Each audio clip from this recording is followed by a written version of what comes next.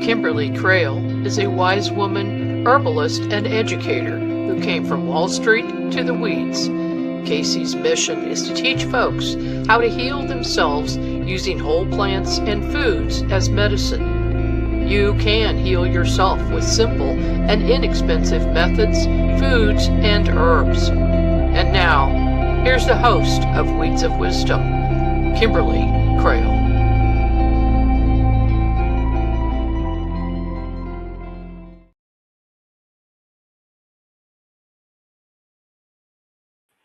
Hi, it's Casey, the wise woman, producing her own show again. It's Tuesday, September 9th, 2025. Welcome to Weeds of Wisdom, planting food for thought.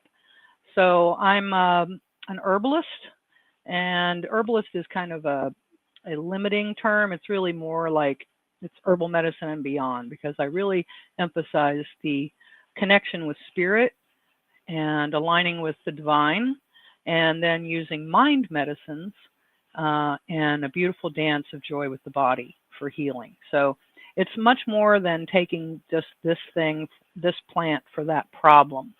And a lot of it has to do with the ancient medicines that have been hidden, called serenity medicine, story medicine, and mind medicine. And then, of course, we have the lifestyle medicine, which is at the point that we actually start to engage with the plants and the herbs for nourishment. So tonight's guest, I'm very excited to have my friend Gina Casella, and I even have my hat here, my Gina Casella hat, although I don't look really great in hats. But I had the great pleasure of meeting Gina at the Full Disclosure Now conference here in St. Pete Beach that we had in July. And I had the most amazing reading with her. And she is just a real special energy worker that I would love for more of my audience to get to know. So let's just, as a reminder, that the business model of the medical system is that well people are no longer customers. So just understand that there are not incentives in our current medical system for doctors to want to make you well. Because if you're well, you won't be a customer. Just a quick reminder. And another reminder about mind medicine is that there has been mind control programming active in our country and around the world for at least 3 generations, since the 50s. And so we're either aware of the programming or the programming has worked. So I encourage anyone who has any question about that to please do some research into MK Ultra, into Project Paperclip, and some of the other programs that the government has participated in. So without further ado, let me tell you about our guest who's going to be joining us here. Gina Virginia Casella is a spiritual business entrepreneur, a transformational healer and shaman, an author, teacher, gemstone reader, and public speaker. Gina emphasizes that the Akashic records do not serve as a permanent archive. She asserts that contracts represent intentions, and that it is your inherent right as the primary author of your life to make modifications. Gina highlights that humanity is fundamentally a storytelling species, and these narratives serve as our healing. She encourages individuals to transform their stories in order to alter their lives, noting that the strength of this process lies in its simplicity. Love that. She affirms that spiritual independence belongs to you, urging you to possess the bravery to embrace your true self and reach your fullest potential. Finally, Gina inspires you to have the openness to dream. And her websites are GinaVirginiaCasella.com, or you can buy her a coffee at GinaVirginiaCasella.com. So without further ado, welcome, Gina. How are you tonight? Hi, everybody. Thank you so much, Kim, for introducing me and for having me on your show tonight. It's such a pleasure to hang out with you and your audience. It is. It is.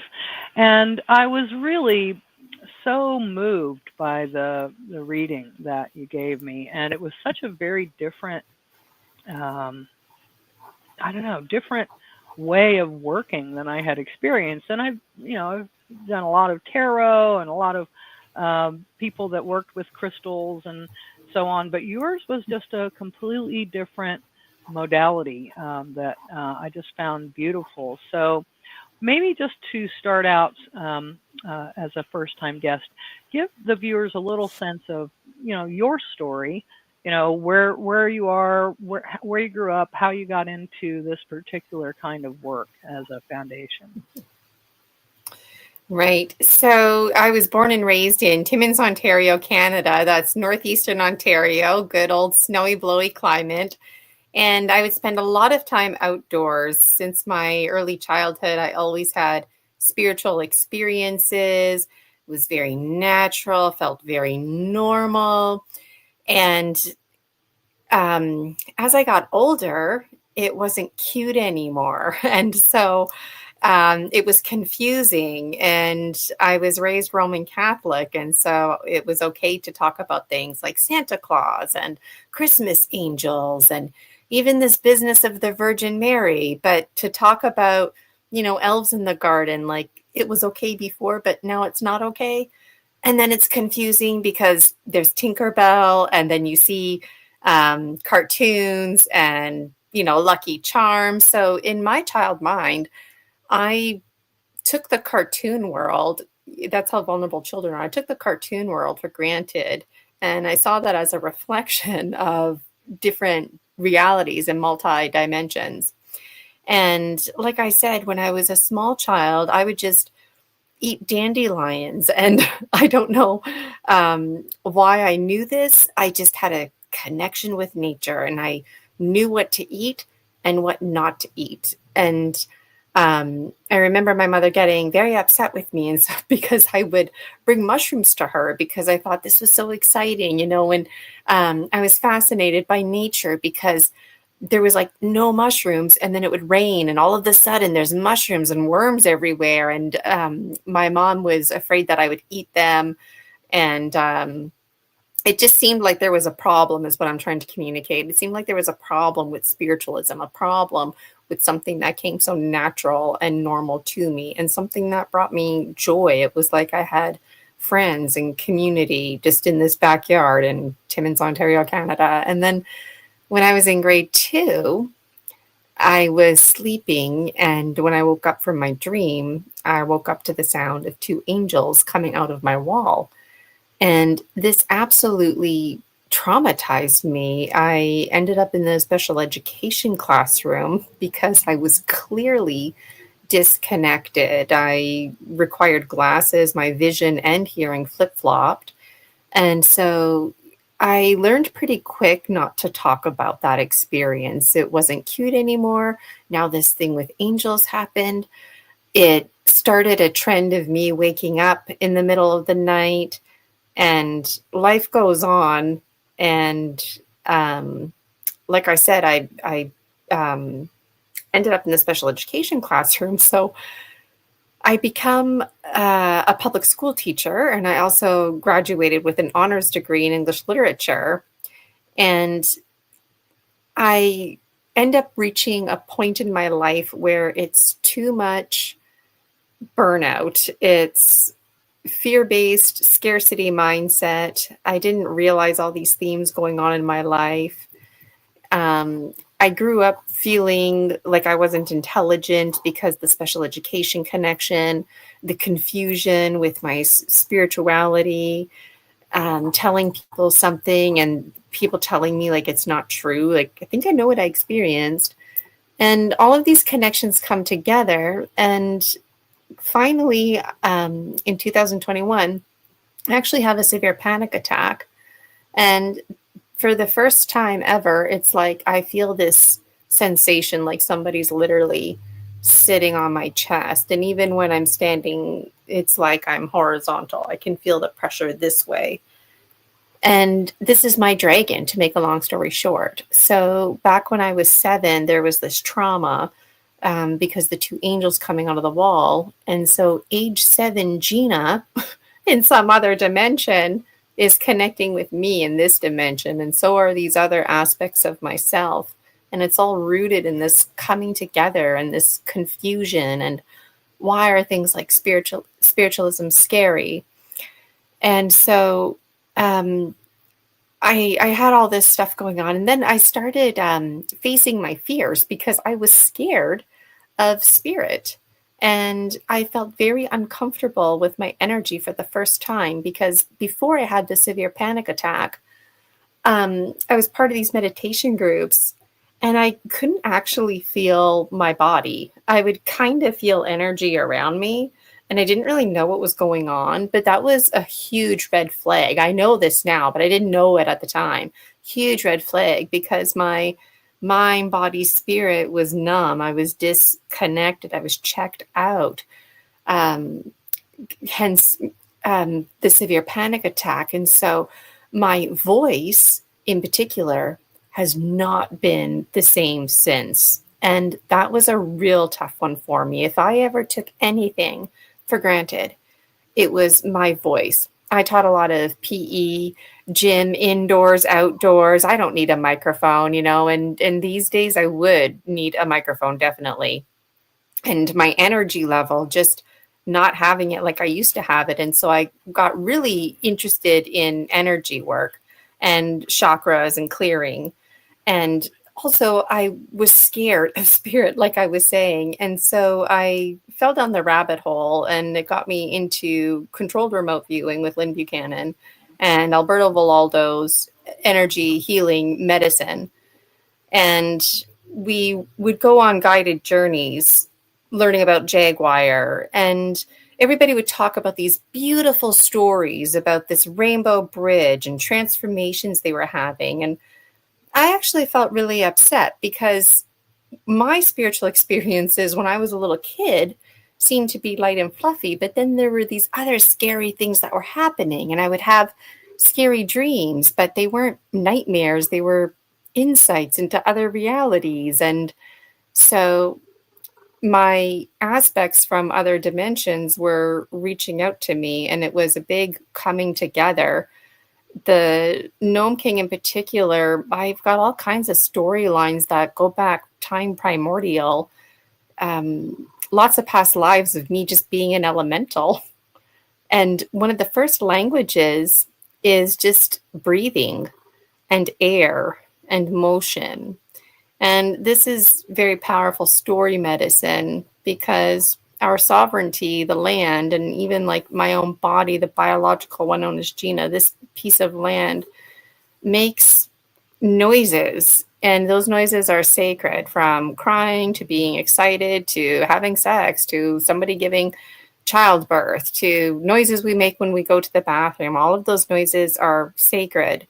And we understand those noises. We understand pretty much everything except for words last.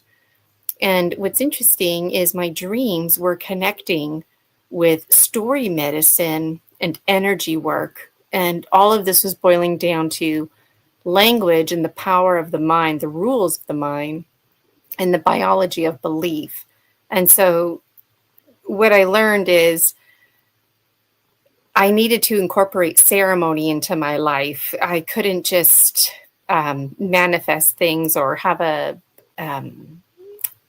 goals and working with moon cycles like I like to do. I needed something more with the moon cycles, more ceremony in my life. So the Gnome King and we would connect in my dreams about language. And he would always show me like stones and sticks, and he's trying to figure stuff out. And I asked him, like, can you give me something in like a stone to meditate with so that I can think about you in my waking life and connect? And then one day I was at the beach and I found stones, and then one by one, those stones started to talk to me, if you will, and it all blended together. The power animals from the four winds, jaguar, eagle, condor, hummingbird, snake, like they're embedded in that. It was spooky at the time, but now I'm very comfortable. It became a divination practice of my own And there's so much meaning to it. And I ended up creating an oracle deck. I always have so much to say. I know in 10 minutes we're going to take a break, but I tend to get ahead of myself. And it's my first time with your audience too. So I jump around a lot, but there's lots to say. But when I was 14, because I ended up in the special education classroom, I was really insecure about reading and writing. And so tarot cards were really appealing to me because they just kind of had like a little paragraph. And in my community, Timmins, Ontario, there was a little self-help section. And one of the neighbor girls, she was super into R.L. Stine, and I was not reading novels, and I couldn't handle scary stories like that anyways. And so I got into tarot, and by the time I was 15, really not that much long after, I ended up entering the work world. And so when I turned 41, it was like I went reverse. I turned 14 again, because that's actually when my whole career as a teacher fell apart. You can call it a spiritual awakening, but I call it like a complete unplug of your matrix and a shattering. And it's so painful because, you know, we can get into the rules of the mind. What's familiar, the mind perceives as safe. We protect ourselves, even if it means lying to ourselves and creating false inhibiting beliefs. And I would really strive in life, and I learned it's trying to be trying. And so I got into tarot cards again, and self-help stuff. And at one point I thought, well, why don't I create my own oracle? And what's really cool is this is the Gnome King, and it just randomly is the one here on top. But all of these cards are from my dreams, half remembered, half misunderstood. And I ended up publishing 8 books, self-publishing. I've got a lifetime more. I got a suitcase here full of more books. And then, like I was saying earlier, my gemstone reading, I just started dreaming with these gemstones. I never played with gemstones before. And I got them here. I keep them in a sock. Yeah. Let me know in the comments how you keep care of your gemstones. Can you show that card again with the foot? Because that's the shape that you use to pull the stone. Yeah. Yeah. So when I'm doing a gemstone reading, I make a circle, and then depending on where the cards land, and where the gemstones land and who they're buddied up with, it all means different things. And it was a divinational practice of my own creation. And each gemstone represents an archetype that you can find in the Dragon Dreams Oracle. Now, you know what's really cool? Casey and I were talking behind the scenes, I don't know, like a month ago or whatever, about timing. And when I wanted to go into the energy medicine training, I actually was bawling my eyes out on a webinar. And I was just, because I was so, I had the spooks. And I was pissed off, to be blunt. I was pissed off because everybody, like I said, keeps sharing these beautiful stories. And it's like, I'm not having beautiful stories. I'm getting freaked out by spirit. I'm having these freaky dreams. I don't think they are dreams, you know, and I'm not, I don't have mental health issues, you know? So like I was hypersensitive. And so I was really encouraged to take the training, you know, and I mean, Alberto encourages people in general to take the training, but he was really like, you know, so I inquired, and the cost of the program blew me away. I was like, I can't take this. And then like a year went by, and I tried again. And even with a discount, it was still too much money. And finally I'm in this program, and it's the best thing ever. But you see, I needed to go through this process because during that whole time that I wasn't in the program was when all of this amazing beauty folded. And now it's like time warp, everything's coming together. Right. Because I didn't know this, but when you're doing shamanic journeying, you want to consult the oracle. And I thought, whoa, like I got goosebumps because I have my own oracle, right? Wow. Right. So, and that's the thing. I mean, you can't package shamanism into a shoebox and, sell it and there it is, right? Right. It's Right. something that it's a way of knowing. And so I just feel really in sync and in alignment with where I'm at and my relationship with myself and being in right relationship with the things that bring me passion and going to things like the Full Disclosure Now conference, meeting folks like yourself, Casey. This is a shift from the teacher world, and it's me. It's not the public education lens, but I always slip Right. into the public education lens. I can't help it. Well, no, actually, it's But great that you've had that teaching background because that's a skill. I don't think people understand that teaching is really a skill, and there was a reason they offer degrees in it. It's a bit of a skill and an art, I would say, and you definitely possess it. So wow, I was so blown away of so many things that you said. You talked about how when you were little, you were talking to the plants and thinking nothing of it, right? Because nobody had told you that, that natural connection with nature was something to be, scoffed at or fearful of. So without outside interference, we're naturally integrated because it's a holographic universe and it's a holographic planet. We're all connected. And so I found that really interesting. And the other thing was when I finished my shamanic herbal apprenticeship, talking about the sounds, right? You were talking about the sounds. So we weren't allowed to listen to any electronic music, and so when I got home, and so you can actually hear things when you get rid of the static that is the man-made, frequencies. And so, when I got home, I could hear the hums of the earth. I could hear it. I can't hear it now anymore.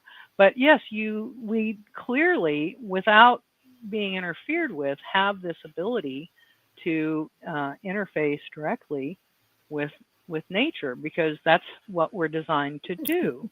We're part of nature, right? And so I just found that really, really beautiful. And then the other thing that I wanted to just point out was 41 and 14 are both 5 numerologically, which is change.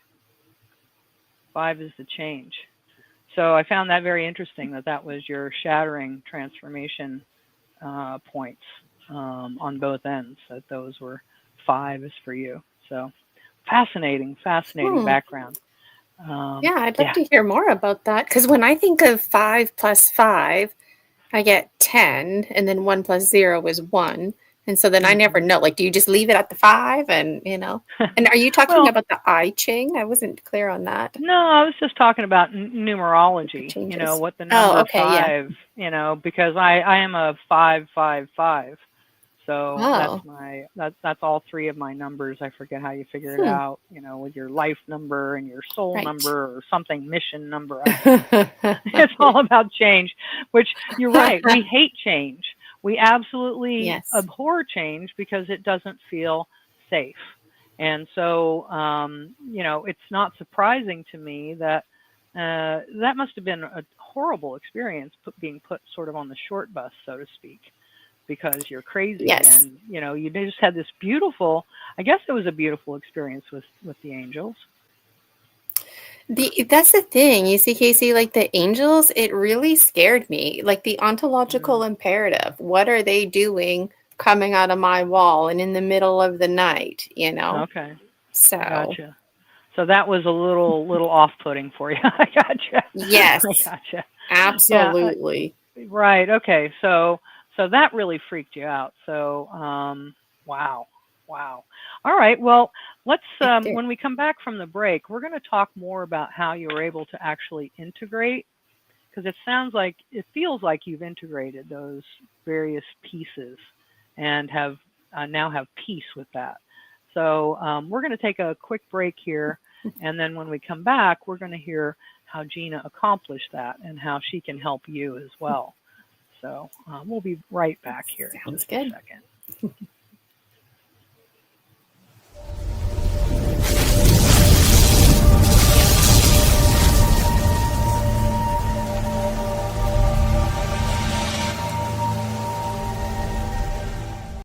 Well, if people want to learn more, because we have a lot of information, they can also see the study results and go through a lot of stuff. Or if they want to purchase, you guys are going to have to provide a link.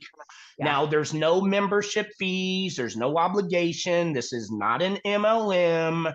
This is not you got recurring fees, or there's no catch, okay?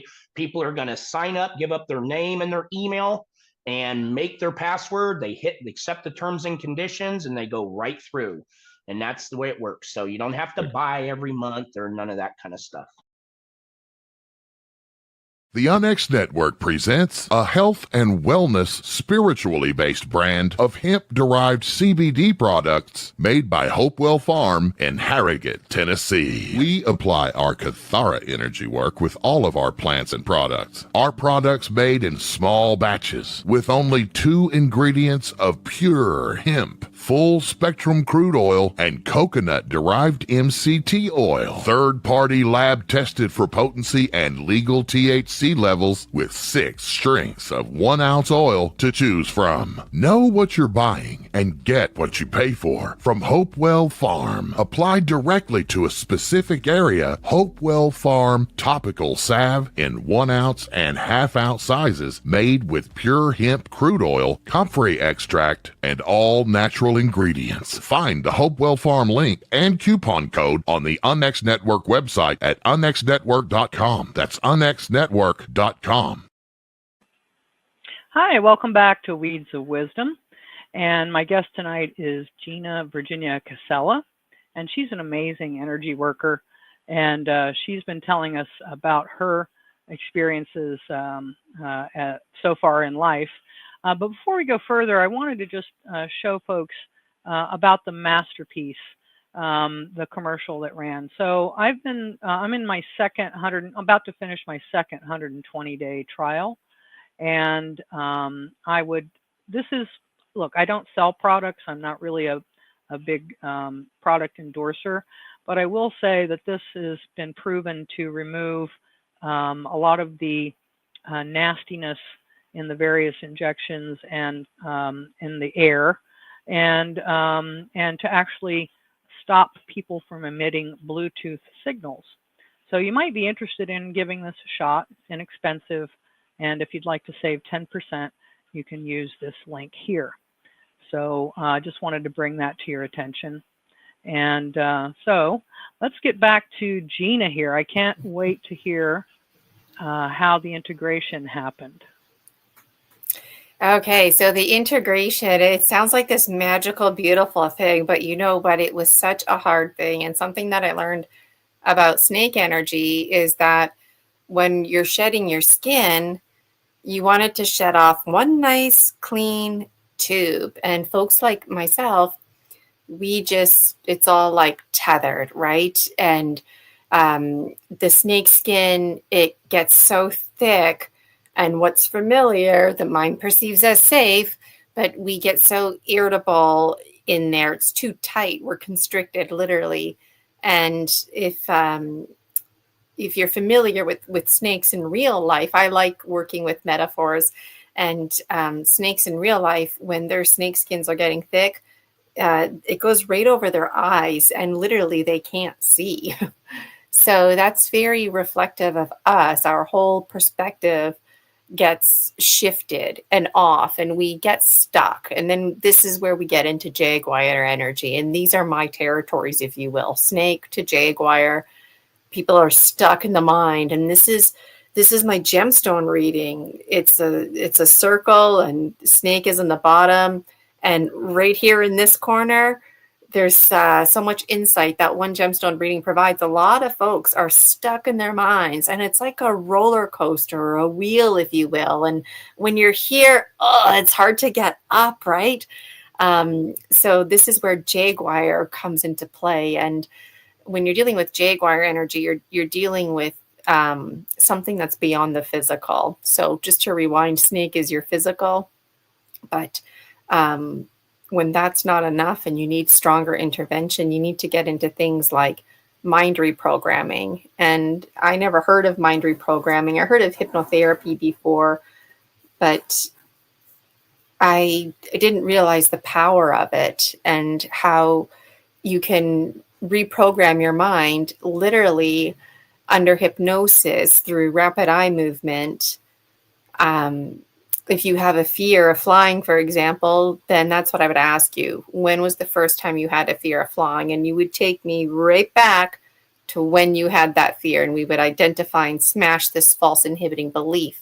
When I did my training, I couldn't believe how saturated I was with false inhibiting beliefs. And one just when you smash through one glass sky, you got to smash through another. And at one point, I realized this just isn't enough. So I had my story medicine, because we're a story species. It's part of our biology.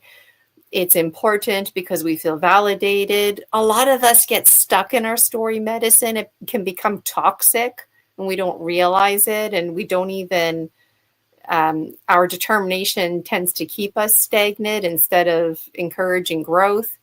Again, rules of the mind are at play.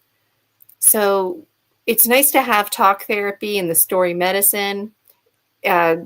When you share a story, you share medicine. When you receive a story, you receive medicine. Even if that story doesn't apply to you, it's something you can tuck in your back pocket, pull it out later, or maybe you'll share it with somebody else. There's power in it.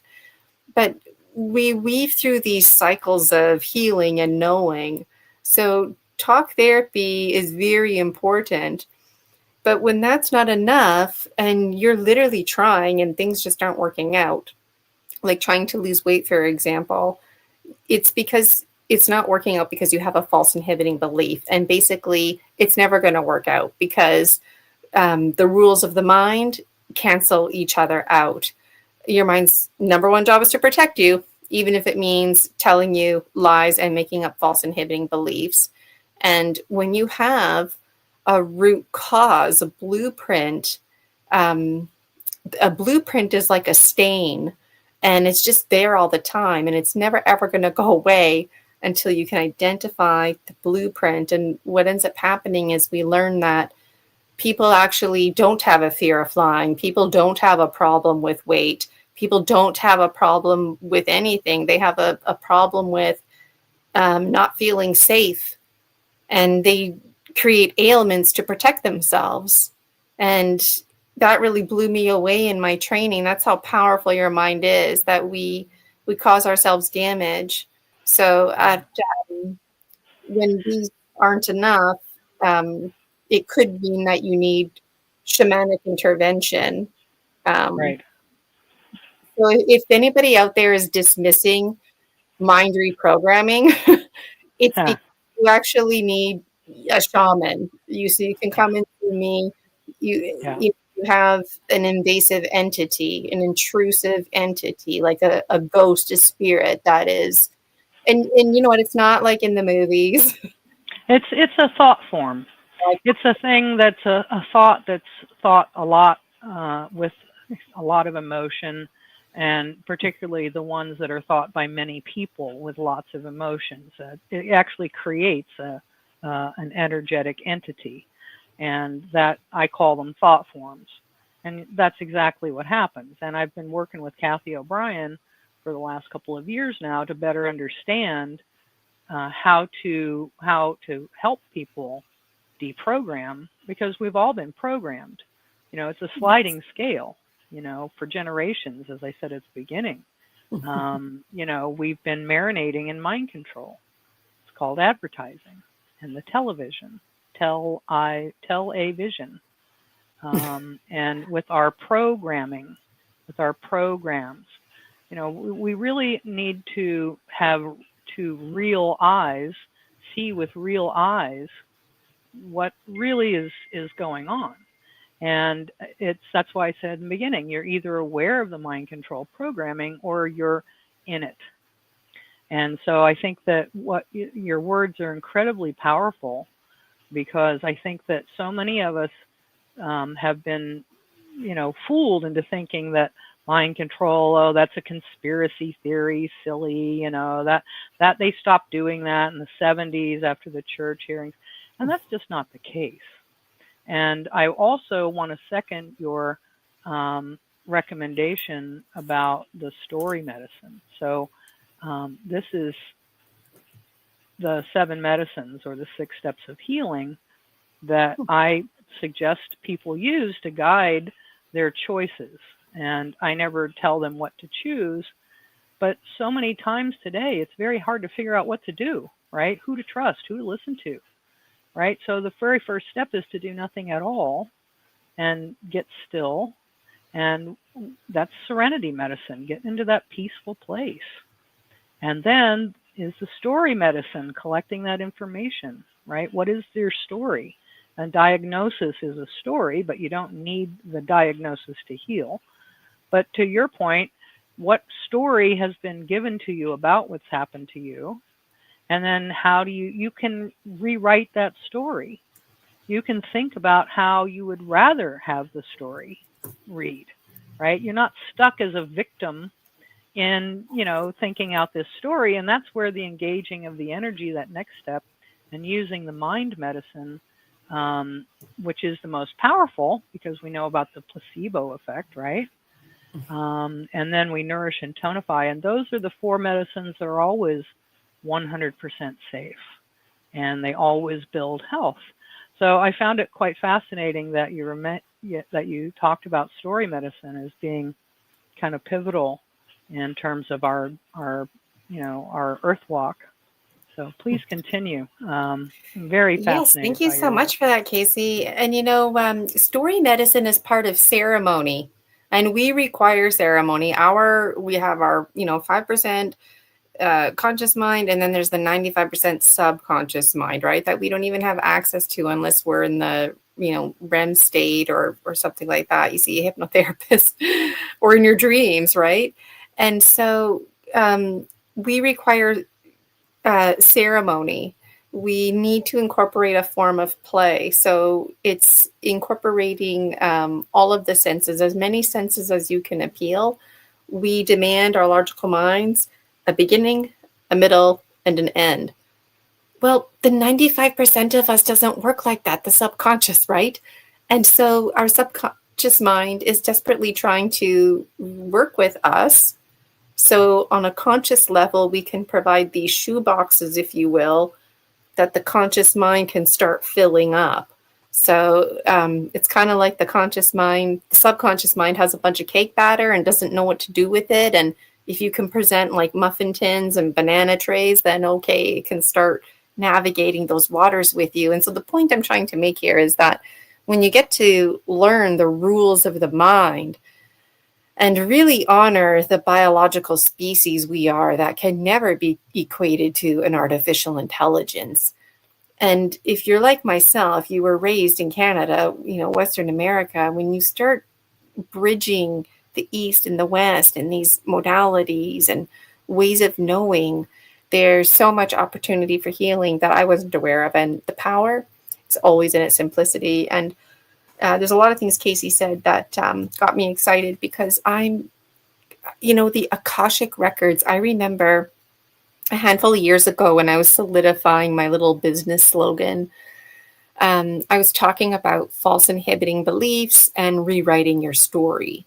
And then somebody was like, "You're talking about the Akashic records." And I actually felt so uncomfortable. I'm like, Akashic records, that just sounds way out of my league. And then now it's like so empowering because like nobody tells you how to live your life or write your story, right? But then these 3D realities blow that statement right away, right? Right. And so go ahead, Casey. I feel like you're going to say something. No, it's just my friends keep texting me and, so it keeps dinging on the show. So I apologize. I had quit that. That's okay. It's come back to life. But yeah, no, I mean, I think that the whole point that you make is that we're so much more powerful than we've ever allowed ourselves to believe, right? Like to believe, like, I like to know. that kind of a belief. Like, I know when I shut the refrigerator, the light's going off. I don't question that, right? It's going to go off. So when I know that, and that with that degree of certainty, that's when I can relax. And so, the job of the mind controllers is to always keep you off balance. And that's the purpose of trauma. It's because when you experience trauma of any kind, and it's a sliding scale, but when you experience trauma, as you point out, the mind's role is to protect you. So the conscious mind is busy protecting you, but it leaves the subconscious mind completely open to being manipulated. And that's where people call you crazy, or you need to ride the short bus, or you need to be committed to an asylum, or you need to be called a conspiracy theorist, right? So just to point that out. And we've been taught to look outside of ourselves for the validation. That's every religion really kind of, says that you're a sinner and you really need to be saved, and there's something outside of yourself you need to do, or, whatever it might be, right? There's always some, hurdle that you have to jump in order to get into heaven or nirvana, or, whatever it might be, when actually that's our source. that's where we come from. So anyway, carry on. You're absolutely right, Casey. 100%. And you see, this is where the public education lens comes into play. You can't get away from the public education lens, because we need balance. Just like when you're running a classroom, you need, structured time, unstructured time, movement breaks, and whatnot. But this isn't just for children. This is for everybody. But the public education lens, it's the social emotional learning piece. So just to rewind for a moment, because I'm new to your audience, I have all kinds of interesting dreams, and I belong to the Great Galactic Navy and not the guns type. And so I thought, oh, cool, these folks are connecting with me in my dreams because I have a boundary. That's where we connect. Is it another dimension? I don't know. I'm working with the biology of belief and my own story medicine, okay? And so I'm like, okay, cool. Like, so instead of fighting with guns and stuff like that, these folks are interested in feelings. Nothing matters more than feelings. Everything is feelings. And they've been watching me in my waking life because, I was a teacher and I'm passionate about kindergarten, age 5, like we were talking about the number 5 earlier. The person you are at age 5, that's who you are for life on a subconscious level, your schema, who you were, your family that you were born into. That's who you are. On an academic level, where you are reading, writing, in your 3rd grade, when you're 9 years old, that's how you perform in grade 10. So because I taught a lot of kindergarten primary, I know the power of these behind the scenes teachers meetings and getting kids the support that they need, because that window does close. Basically at age 6, we're all old dogs, right? Sure, you can teach an old dog a new trick, but not like the puppies learn, right? And that happens to us when we're 6 years old. We become static. And so anyways, these folks in my dreams want to know all about social emotional learning. And I'm feeling all good about this because I think we're moving away from violence. But now I'm at a point in my dream journals where it's actually very concerning, because emotions, feelings are being used as a weapon. Because how you think and feel is so important, because everything that we're talking about today, you create your own ailments. We create our own ailments. That severe panic attack that I had, that was me that did that to me. Yes, we can talk about intrusive entities. We can talk about, I call them egregores when we create an energy. And that's the thing too, is being open to using different categories, right? And alchemizing, potato. Yeah. So you see, this public education line keeps coming into play because that's how important emotions are. But when you're trying to control somebody, or when you're in that triangle of disempowerment, you're being abusive, um, it's hard to think why when you're around somebody like that, because literally on a scientific level, your amygdala, this little almond piece in your brain, it gets tightened and you can't learn. It's just think. hard. You just can't think, can't process information. Your short-term memory, information needs to process in there. Then it needs to go into the long-term memory. So this is where the public education comes into play, because we structure our classroom in the way we teach. It's my professional autonomy. If I feel we need to spend more time, less time as the years go by, classes are all different, right? So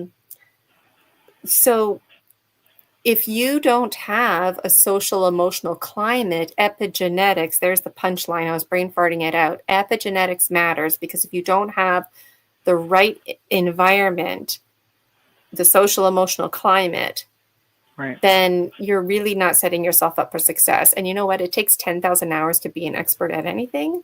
How many years do children sit in kindergarten to grade 12? And what are they an expert at? Sitting in rows? Fear-based scarcity mindset, and not questioning the teacher. I really struggled to teach basically grade 2 and up, because I found grade 2 and up, kids get cut from their programs. They don't get their reading like they should, and it's a very long day at school. The behaviors come out. So all of this parallels what you're saying about mind reprogramming and folks out there, super soldier programs, why it's hard to think, why you're struggling with brain fog. It's because of this. And Book 8 was my last book that I published. Like I said, I got tons more. But this book, it just really resonated with me, because it's like a coming together now. Like the good guys and the bad guys, they're all the same guys. And we're all just kind of looking at each other like, what now? And there's, us versus them category. Homo sapiens are on the menu. Who gets to decide? Who gets to be gobbled up? Like, these conversations are way over my head. And I actually, I died multiple times. And I said to myself, if there's one thing I'm going to do, it's publish my books. And 2024, I published 4. It was supposed to be 1 book, but it was way too big. So I made it into 4. And now there's 8, and everything's coming together. But what else did I write here? So I'm very hopeful, because I have a belief, and I don't care how crazy I sound anymore. It's a compliment to me. Awesome. That means I'm talking to the I'm talking to the wrong folks. So I know to go look for the other folks. So I'm begging the question, if anybody out there remembers me from a different life or from a dream. I've had connections in my life where I've, in my dream journal, I've actually gone back, and it's like, that person is in my life today. Lots of people are sharing stories. I have dreams where I used to be a robot. Maybe I still am in a simultaneous reality. You can read about it all in my book series.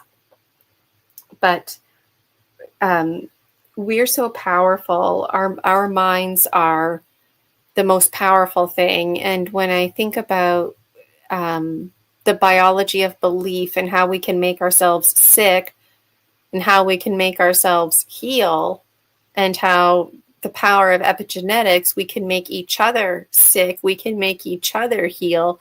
That's very concerning and very controlling. And when it comes to spirit, I mean, it's just really interesting to think for a moment that I used to be terrified of spirit, given my when those 2 angels came out of my wall. But like, there's something else going on, like remote viewers. That's not spirit. So I've been practicing discernment. ETs. What's your opinion? That's not spirit. Technology, I think that's scary. That's not spirit. So for me, like, I've realized I'm not scared of spirit. I'm not scared of the ghosties. That's why I'm very familiar, comfortable doing what I'm doing, extractions. It might freak some people out, but it's, like I said, it's not like in the movies at all. But there's a testament to a full disclosure on the ontological imperative, because what is familiar keeps us safe. And we're all co-dreaming together. We all Right. co-dreamed that trees, for example, aren't supposed to be walking. Well, what if I Right. told you trees are walking? Right? What's the one's the character's name in the Tolkien novel? Treebeard. Yeah. The walking the ancient trees that walk. Yes. Yeah. Well, that's an excellent point. That's such an excellent point, Gina, because if you're right, because we do create our own reality, and that's the thing that it's fascinating as somebody working in the healing space.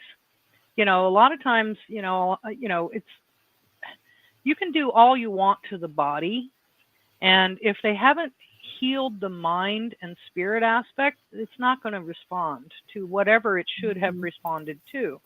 And so a lot of people get offended when I, try to explore why did you manifest this? Right? As if I'm blaming them, but I'm not blaming them. What I'm trying to get them to understand is their body is sending them a message. And what is the message and why is it being sent? And it usually manifests as dis-ease. And so, maybe that's helpful at this juncture, but I think that, it's a key point. And then the other point I wanted to make is in terms of the way our brains work. Our right brains are very atrophied because ever since we started using written language in the alphabet, that has changed the way our brains function into a very left brain focus. And if you'll notice, the right brain has been denigrated and tried to discard it. Oh, that's feminine, all that intuition stuff, old wives' tales. Don't pay any attention to that, your dreams, all of that. So, not only have we been pushed into our left brain, but we've been discouraged from exploring that right brain at all, and that's our holographic side. So we're actually disabled as a population. I look at it as a disability that we can overcome. But anyway, I'll let you carry on. I love that. I never thought of it as a disability. I absolutely agree with that. We're totally disabled. We were severely abused as a species. We've been through World War I and II. Like here in Canada, we had the Confederation. It was genocide here in Canada for Indigenous folks. And, people act like that was like 10,000 years ago. It was not. Right. The Salem witch trials, that was just a couple hundred years ago. Shakespeare was just a few 16th century. So all those themes, Dostoevsky, Charles Dickens, foster children, Salem witch trials, just standards in correctional institutes that are totally not healing centers, and the horrendous living conditions were very much still in the medieval century. But I circled when you were talking public education lens. I'm like, there it is again. Because the arts, what gets cut? The arts. And the music. And I'm telling you, like, I get so passionate about it because as a kindergarten teacher, I always would advocate that children, as the years go by, more and more are coming to school and they don't know how to play. The learned helplessness has intensified, and I get it. The societal and political issues, parents, that's a separate conversation. But to bring it on this here, you have generation after generation more intensified now of this disabled disconnect. Everything that you are, the person you are by age 5 is who you are for life. Yeah. Who the hell are you? You get dropped off, picked up all the time. You're in survival mode. You don't even know who your parents are. You might know who they are, but the relationship, it's not there.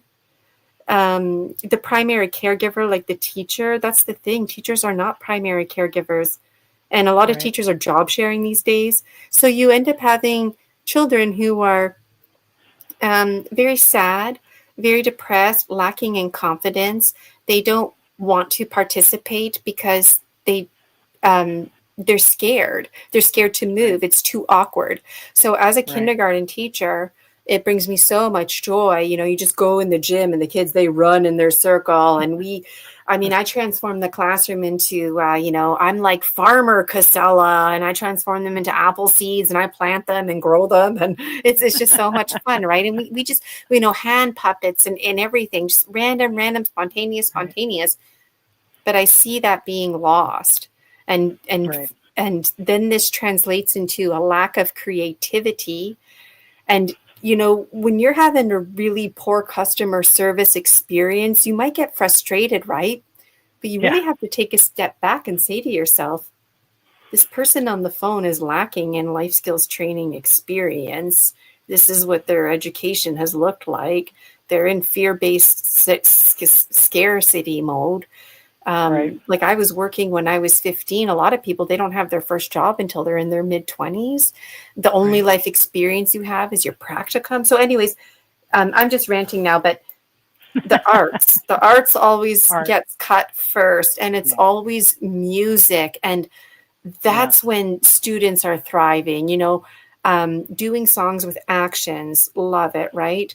And a lot of kids who are on the shy side, they just stand there. Like we all stand up at the carpet and we do our song with actions, but a lot of kids, they just stand there. But you know what? From their perspective, they are participating. It's very big time. And when you keep providing the social, emotional, the epigenetic environment, they feel safe. Yes. See, that's the thing. When we feel safe, the amygdala relaxes, learning happens. Students start to participate. They start to engage with the world around them, and it's real magic. I was actually very taken by your the word ceremony, because we're working on some programs to help some of the secret space guys, super soldiers, heal, and we were just kind of talking. I was like, wow, we really need to incorporate ceremony, because that's such a that's such a right brain kind of thing. It's so good and it's so easy, right? So can you talk a little bit about that? I want to keep you a little longer if you have time, because I think this is a very important point, especially when it comes to our children and what they're experiencing. Because most of the folks in the secret space or super soldier MK Ultra community were taken as children, at some point. And so, my dream is to help them get fully healed so that then they can be the ripples in the pond to help, the children today. And one other thing I just wanted to point out about public education, at least here in the United States. So, Senator Robert C. Byrd was in charge of the Department of Education. He set that up. And he was Kathy O'Brien's owner in the MK Ultra program. So the whole Department of Education is an indoctrination program. And by the way, he also put an office in the FBI and set up the Center for Missing and Exploited Children. And that's actually a catchnet operation so that they can traffic children. So and I was a real believer in public education, right? Because I'm the second one in my family to graduate high school, okay? And the first to go to college. So in my family, it was a big deal, right? To have, that level of education. And, I remember, wow, I get a job where I can sit down all day, that's amazing. Right, because look, let's face it, it's like most of us, without a college degree are not sitting down all day. And I was blessed to have a liberal arts undergraduate, and that's almost completely gone now, because the whole idea in the liberal arts education is to teach young people how to think, not what to think. And in fact, the whole thing I was a philosophy major, a double major in economics.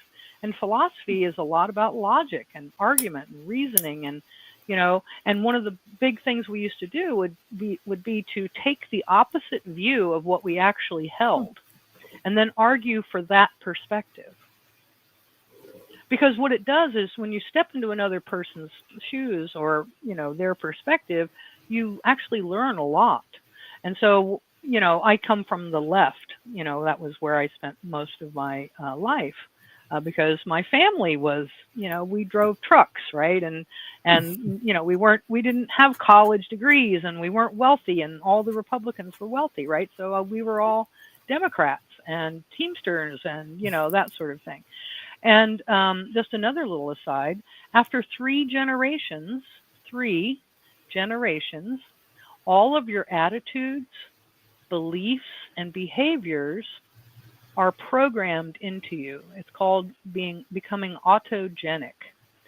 So in fact, we come out of the womb with the programmed already with the beliefs of our parents.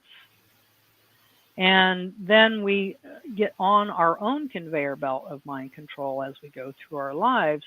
But that's why I say we're all kind of been marinating in it without really realizing it. The water was cool when we jumped in the pan, but now it's getting pretty hot, and we can start to feel it. And so once you have that awareness, then you can start to restore this ability to think critically. Whereas before, to your point, people are just like, oh, okay, yeah, whatever you say. So I want to, since we're going over a little bit, and we do have some people in the live audience, if anybody has a question or comment, to talk about this healing journey. And by the way, I suggest that everyone get a reading with Gina. It is transformative. You will not be disappointed. So do that right now and get her books. But if anybody has a question, please put it in the comments in the chat. And while you're there, please give a like to my Rumble channel, Ancient Mother Wisdom, if you're there, and definitely check out Gina's website as well. But our children. So what's my point in bringing all this up? So my point is, you were a teacher, public education. It serves a great purpose, but it's also a mind control indoctrination organization. And so we need to be aware of that so that we can help our children retain more of their gifts and not be dumbed down into this, very rigid system. So Yes. I know in Canada, they had the SOGI program, the gender identity program, and that's been in kindergartens, I think, for about a decade now, where they have the gender-bred person. And so it's really, and parents, actually thank goodness for the lockdowns, because otherwise parents would have never gotten wise to this sort of thing, right? They didn't even know it was happening. Until little Johnny came home and goes, oh, no, I'm Jane now. And you're like, wait, what? Yeah, that's the thing. And you know what? Like, there's so many professional boundary issues because those exact things, like the genderbread person, I was a facilitator for my union, the BCTF, the British Columbia Teachers' Federation, and I would travel provincially talking about the personal and social issues as well as social justice issues. And there's a lot of seemingly things going on where we think we're doing, justice, and really we're not. And you make a lot of good points because, even things like birth control pills, a lot of students talk to their teachers about that, but it's not appropriate to. Or I've had students talk to me because they think that they're gay. And it's like, well, I don't mind lending an ear, but then it starts to become a professional boundary. And especially with the younger children, like they need that social emotional support. Like they need to be hugged, right? They need somebody to have conversations with, and they just don't. And that's actually kind of an issue too, is as a species, we need that touch. We need safe, healthy touching. And a lot of children, they don't get that.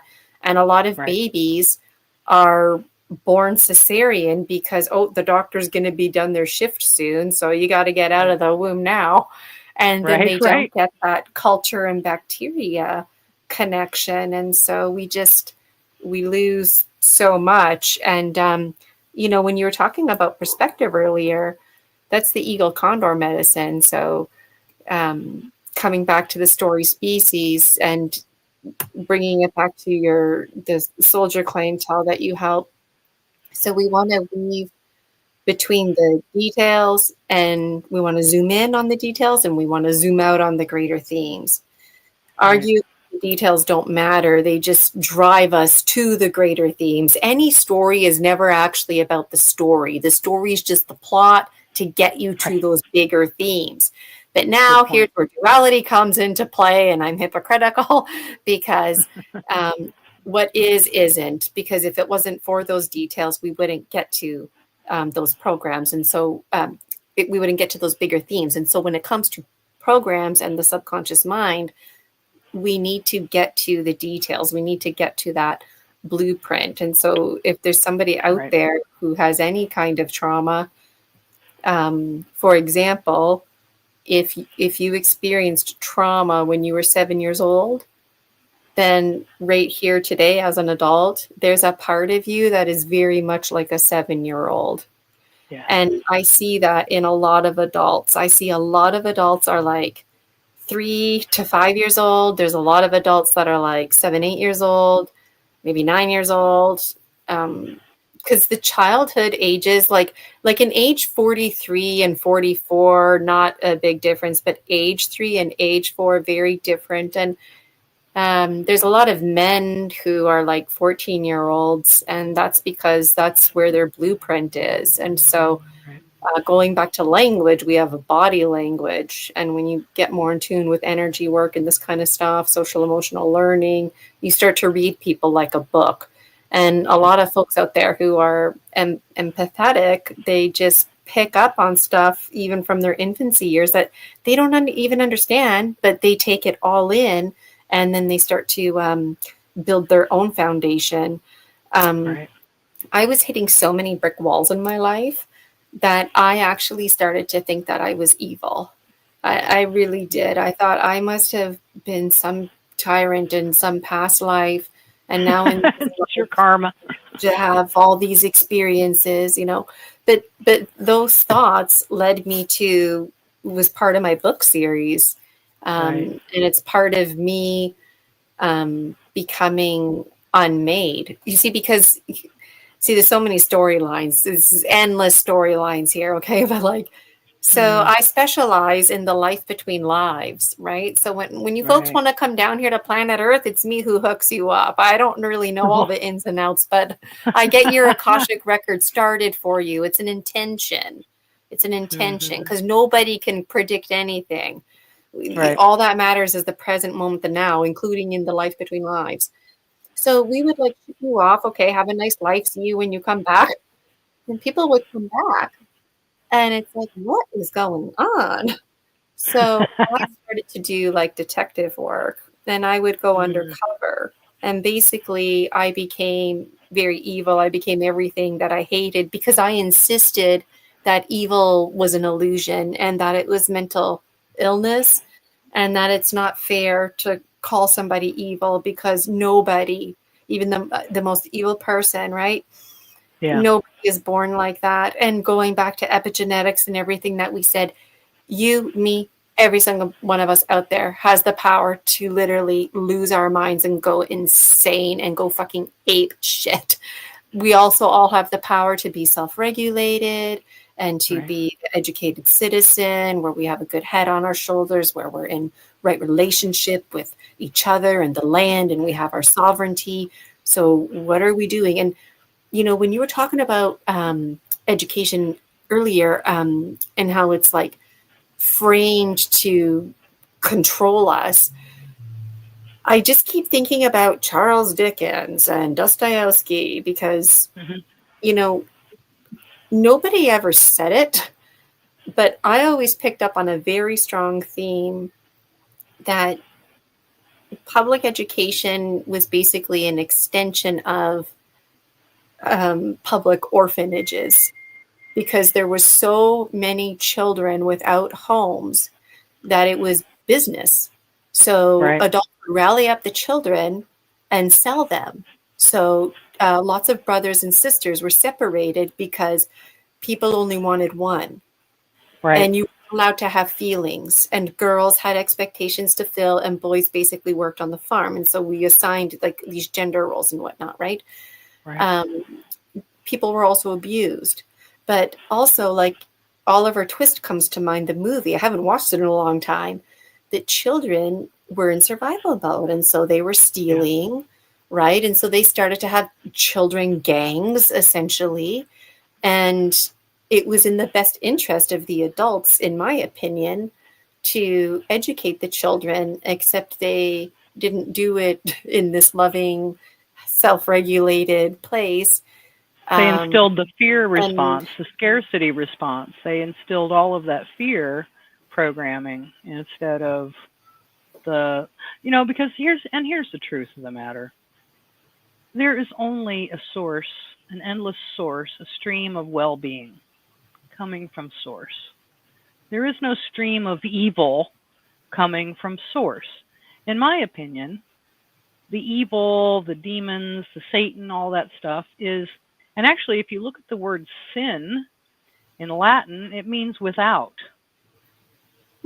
So in my opinion, sin is that when you've pinched yourself off from source, you're not connected. You've decided that you want to, go into these lower frequencies where you're not as connected. And also, to your point, the best thing you can do is just find something to get happy about. Right? Just find something, anything, a cloud, a leaf, a butterfly, you're petting your cat, how soft your cat is, how wonderful your bed feels when you crawl in. Just anything that you can find to appreciate is going to raise that vibration, and that's going to help you access your other side, your real side. When you relax that fear and you can get out of victim mentality, then you can start to see what you want to create, as opposed to dealing with because we're always creating. That's the thing. When people talk about co-creating, they think that, oh, well, I'm going to go co-create things. Well, guess what? You're doing it right now, every minute of every single day. Yes. So and information is so powerful. So once we know these things, we can start to take a different approach to how we deal with anything. And so that's one of the things that, you were very helpful in terms of helping me break through a lot of issues during the reading. So it's very, very powerful. And I think one of the things that I really enjoyed about your reading was that there was such an aspect of ceremony about it, which we don't see in a lot of today, right? A lot of folks will do tarot readings and will just pop a card up on the screen. Okay, well, great. Well, where was it in the reading, and how does it relate to the other cards? And I want to see the whole, the whole thing, the whole picture, not just a little tiny piece, which is why I hate GPS. It's like, oh my gosh, I remember, maps where you could actually see, what the other routes were all in one place. And then the GPS is like, oh, okay, you can only, and then it's like, oh, is that north? No, that's just the way you're going. Oh, okay. So confusing. And speaking of north, everything is an illusion, right? And that was part of my gemstone reading too, was like, the direction of my heart, the compass of my heart, and the map of my life, and this story medicine that goes with that, like actually drawing pictures and creating a circle and having something represent the north, having an archetype represent the south. And, it's the gemstone reading. It's just something that kind of happened for me. And then now it's something that I offer to everybody. And as I do it, I feel the energy of the gemstones. Like they're just really excited. And, when you talk, there's so much that runs through my mind. I was thinking though, like, as far as the healing, I liked that slide that you had up that showed the stages, because that's basically, yes, this one here, because I feel like to each their own, right? But you have to do that thing again that more and more folks are lacking in, and that's play. You have to play, you have to be creative. Yes, you have to be mindful of cultural awareness, spiritual appropriation is what I'm trying to say. But for the most part, I was really inspired by Ted Andrews, the late Ted Andrews, because you can almost take anything. And again, here's the teaching lens. Beg, steal, borrow. That's what we call it. Beg, steal, borrow, beg, steal, borrow. But you make it your own. And that's how I see spiritual autonomy. And so if somebody... Love Ted Andrews. And so people who don't... so for people who don't know who Ted Andrews was, can you talk about who he was and why his work was important? Sure. Ted Andrews, he did all kinds of work on spiritualism and connecting things like spirit animals and, like dream dictionaries, that kind of stuff. But he took it with such reverence. And he was one of the first people for me anyways, when I started my journey about learning about chakras and color therapy and how to use a pendulum, crystal balls. It was all Ted Andrews. And for what it's worth, I don't buy multiple books by the same author because I feel like I'm just reading the same book over and over again. And I bought like every single Ted Andrews book. And then you wrote 8 books. And then I wrote 8 books. But my books all sound the same for what it's worth. Because my book's like one big giant book. It's just, I got a lifetime here, folks. I'm playing with you. I'm just playing with you. But Ted Andrews, he was that guy that spent time with medicine men and women, and he would do that. He would investigate like what can I take from your culture and make it my own without being offensive, basically. And he would do that. He was ahead of his time. So and his books are like things like Animal Speak, and there's some other things too. I can't remember his titles right off the top of my head, but I had Animal Speak early on, and it was really good because, animals do present themselves and they're messengers. And so if you ever want to see what the correspondence is and what the messages might be, check out Ted Andrews. His books are phenomenal. I have them on the shelf behind me. Yeah. Nice. Yeah, I got Animal Speak too. I had to get rid of a lot of stuff, but I kept Animal Speak. I love it for a reference. And Ted Andrews was really inspiring to just turn to nature. And again, that's the teaching lens, turn to nature and the world around you. So when I started my journey, my dominant spirit guide is fly. And I was so disappointed. I'm like, no, this has got to be wrong. Like, this is not, of course, it's like a big gorilla or an elephant, right? No, because I live in North America. So, I mean, maybe in a past life or something, I have a connection to elephants, but it would make sense. Something North American would be my spirit guide, and then this business of fly. Because I help people identify and smash false inhibiting beliefs, composing, decomposing, the story species, the biology of belief. That's where this fly business, the sacred stink club that we all belong to. That's cool. But I like to offer levels. Yeah. Sorry? I was just going to say, there's no judgment about being a fly. Flies are necessary. No. That's what I mean. It's like, I wanted to be this really sexy animal, but I got a fly. You were probably a little bit disappointed, right? It was like, damn, who wants to be a fly? Right? But you know what? It was through Ted Andrews that I learned to use the predation cycle, for example, to help me. So if I'm fly, for example, well, who gobbles up flies? Frogs, the praying mantis. Well, I'm also frog, praying mantis. So basically, whoever gobbles me up and whoever I gobble up are indicators of how I'm my spiritual food web, if you will.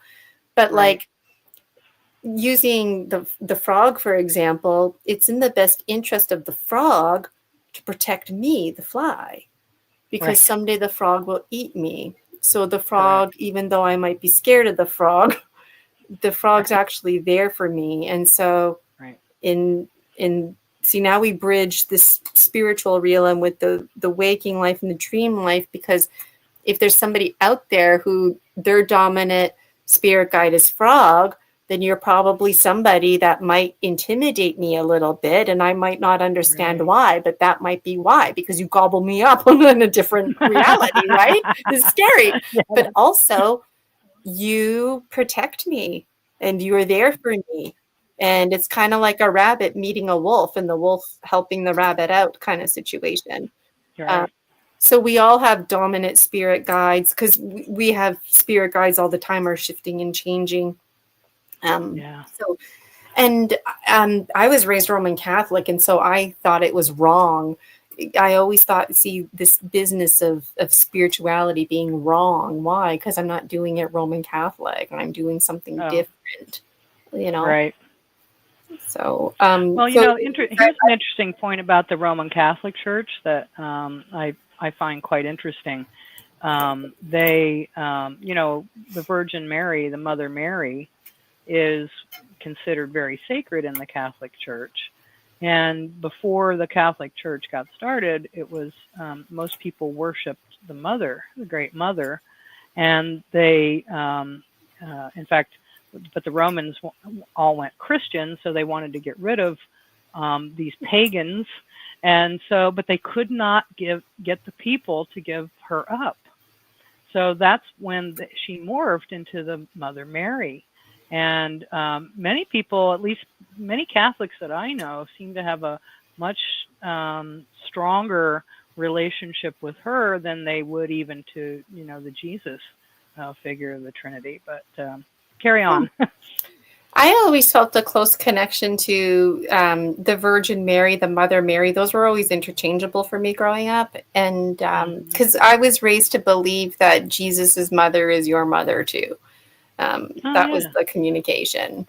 And Jesus, he was always presented as the adult, and then there was the child Jesus. And so like Jesus is your brother. But I never really connected with anybody else that you hear about in the Bible tales. And I never really was conscious of the other stories until I went to university and read the book of Job. And that's a tough one, you know? Yeah. When it comes to healing, I think there needs to be flexibility, right? And people, just like learning, you need to do what works for you.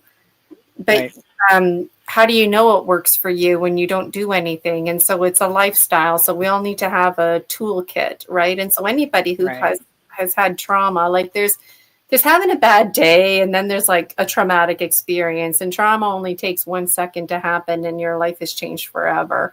So when that happens, you need story medicine. You need the opportunity to talk, to cry it out, even if it doesn't make sense. Get angry. You need to do this in safe ways. And that's another reason why self-regulation is important, because how many of us, you keep it in, and then we just explode, you know, and we do it at times that aren't even appropriate. Like it doesn't match the right, you know, situation. So story medicine is very important, but you don't want to get stuck in your story medicine. And I find a lot of people, they don't realize it, but it's like, finally, they find people to connect with, but then that's all they do is connect with their stories, and they stay stuck, right? But it's they complain to each other about their story. Yeah. So if anybody has any kind of trauma, super soldier, any kind of abuse, fear of flying, anything, I can help you, because there's the story medicine, that's the gemstone reading. So there's insight that I get, you help to provide. It's complemented by the Dragon Dreams Oracle, created by yours truly. And then the next level, in my opinion, is having the opportunity to go through mind reprogramming, because you have full charge. I just facilitate and lead you through it. There's a beginning, there's a middle, there's an end. It just feels like you're sitting down talking with your eyes closed, but we go right into hypnosis, identify, smash the false inhibiting beliefs. Anybody dealing with trauma, you're defaulted to seeing me for at least like 5-7 times. Some people might only need to see me once, but you know what? It takes a handful of times because they're all interconnected layers. So when mind reprogramming seemingly isn't working, it's because, in my strong opinion, you've got something going on at the spirit level. It's beyond the mind. And what this means is, on a spiritual level, it's called infinities. So if you can't change your infinities, whatever you're doing is just going to come back. So you see, that's where we get into this, where we circle and stay stuck, because the talk therapy part, the story medicine part is very important, but making that leap to healing, because you can go to all the sound therapy, sound baths, meditations, guided journeys. They're awesome, right? Do all that stuff, but that's not going to actually reprogram your mind. So there's feel good, and to me, like, feel good conversation is not talk therapy. That's not story medicine. That's getting ripped off when somebody just keeps you feeling good. Like, Yeah. Well, I mean, I think that, you know, it's an excellent point, because a lot of times these support groups are just, let's all get together and focus on the horror. And, you know, one of the things that I know for sure is that where your attention goes, the energy flows. So to my mind, it's kind of like rubbernecking the car accident. Oh my God, look how horrible it was. But, you know, every minute that I'm looking back at the horror, I'm not really keeping my eyes on the road. And so, you know, and we have the ability to choose a better feeling thought, right? To put our eyes forward on what we do want, as opposed to gawking and drooling over what we don't want, you know, the horror of it. So I think it's a fine line there. And I think that, to your point, it's hard for people to discern which way to choose. So if you're somebody out there that's having a hard time, you're not quite sure what to do, contact Gina, you know, contact me, contact someone, and, you know, we can help you kind of get a little toehold there to help you, you know, figure out what your healing path is, because everyone's unique. My healing path is going to be different than Gina's, which is going to be different than yours. You know, it's based on our life experiences. So, yeah. So, yeah. Anything else you want to offer? I think we're going to wrap it up here in the next couple of minutes. Yeah, sure. And then it's important for folks like us to get together and talk about the services we provide and what we offer and what our personal stories are, because there's always somebody out there who they're listening and they're like, that's my story, you know, that girl's talking, right, and that's me. And you know what, like, we all have different things to offer. So it's nice to be able to refer people as well and to recommend, because a lot of people, they're like, I know I need help, but I just don't know what I need help with. And then it turns out that herbology is their answer, or maybe it's numerology that's their answer. Maybe it's mind reprogramming. But again, that's why it's important to play, and just for these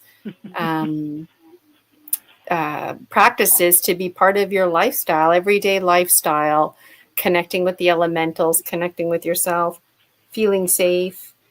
I always have lots to say, but I thoroughly enjoyed my time here with you today, Casey, and your audience today. We are just such a lovely healer. Yeah. You have such a lovely, you know, healing energy about you. And so I really encourage the audience to connect with Gina. And again, it's GinaVirginiaCasella.com is her website.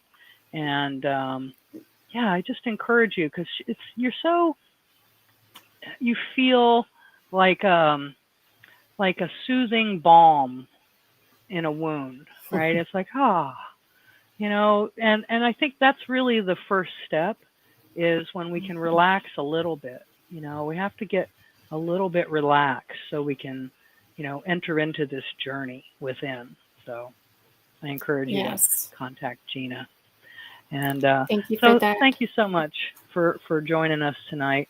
And for the audience, I also just want to remind you, my class is available now online, and it's the Introduction to Herbal Medicine and Your Wise Healer Within, where we go very, very deep into the other medicines that are less familiar. And so it's 5.5 hours it's packed with powerful information. And the link is below in the show notes, or you can go to ancientmotherwisdom.com. Here's a couple of links. If you'd like to have a private consult with myself, it's 45 minutes. It says 30, but I usually go longer. You can do that. Or if you want to do the class, please feel free to sign up, because the more information that you have, the more powerful we are. And I'm working on a program now for healing from trauma and mind control. And Kathy O'Brien is going to address the Super Soldier Activation Conference in Orlando about this topic. So would love to include you in the brainstorming group, because we have in mind several things to help support the community. Again, get all of the survivors completely healed up so that we can then function to help the next generation avoid the same pitfalls that we fell into. So can't wait to have that fleshed out. And in fact, next week's episode, I'm not going to have a guest. It's going to be a deep dive into Mind Control 101. So any final thoughts for the audience from today? And we're definitely going to have to bring you back, because wait, we might have a question. Oh, hi, everyone. Okay, good. So There's me, yeah. I see Almost Selena Toxic and Mortally. Yeah. And Selena in the audience. Awesome. I see you. So great to be here today. Yay. Final thought: you are not your program. Whatever subconscious programming you were born into this world with, whatever trauma you have, false inhibiting beliefs, ailments, you are none of those things. And you really can change your thinking to change your life. And if mind reprogramming is not enough, then it's no problem to do a safe extraction of an intrusive entity. And it's important to talk about stuff like that, because those energies are real, and energy medicine is real. You can get hurt. So you want to make sure you see somebody who knows what they're doing and who can do it with reverence.